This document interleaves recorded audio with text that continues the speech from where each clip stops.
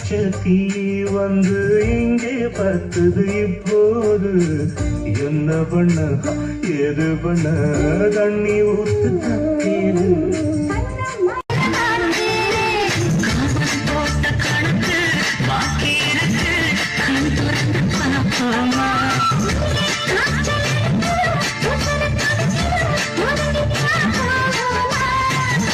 கடிக்குதடி கரையிருந்து